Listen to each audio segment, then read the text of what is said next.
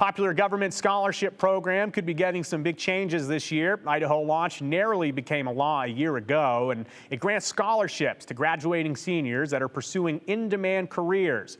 It's 80% off tuition. That's capped at $8,000 per student. But some say that the program is too broad.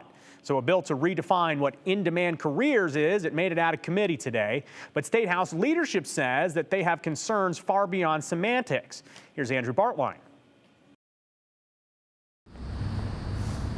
One of the biggest bills from last legislative session found popularity among the populace. Kids talk about the importance of this scholarship and just the fact that they have it. Government scholarships for in-demand jobs capped at $8,000 each. I guess a helpline here, I guess, is okay to. And while Senator Lent left his glasses in office, They look good. he's here today to give Idaho Launch a closer inspection. So essentially, you're looking at this as narrowing the scope of what the previous language might have allowed. That's exactly what we're trying to do. All right. Currently, in-demand careers are determined by the state's Workforce Development Council.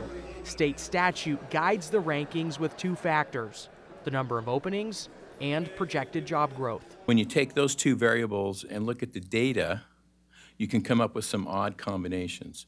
An example is a waitress would show up as an in-demand job there. Lent's legislation redefines the factors of an in-demand career. It would include positive economic output for the state and transferable skills.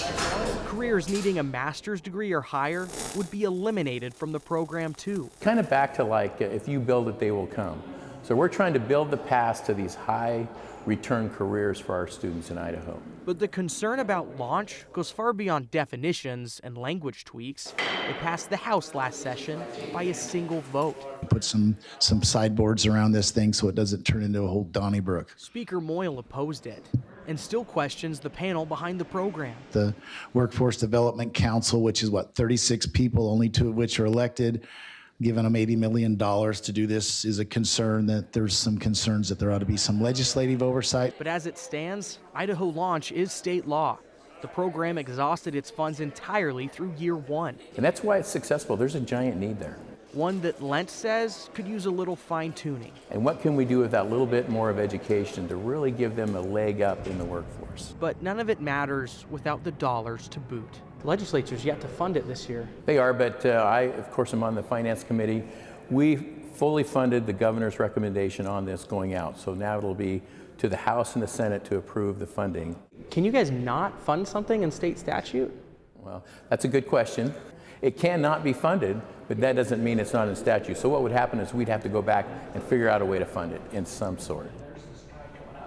Lent's bill to more narrowly define an in-demand job had a few dissenting in committee. There wasn't much of a discussion, but Senate committees like to voice vote, so it's tough to tell exactly who opposed it.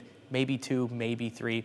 He says the intention is to ensure that jobs that could include healthcare workers, engineers, welders, that those are given priority when you look at the language of what an in-demand career is, and then the function of awarding those scholarships, they award it to those fields.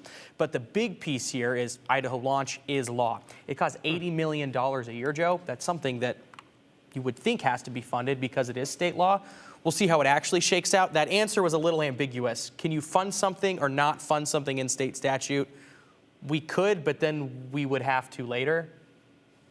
It'll be fun to see how it shakes out. Well, fun's definitely a word for it. I am interested, though, based on the conversation in terms of the in-demand careers. I guess is there concern that money would be going to kids and they would be going into careers that Idaho doesn't need?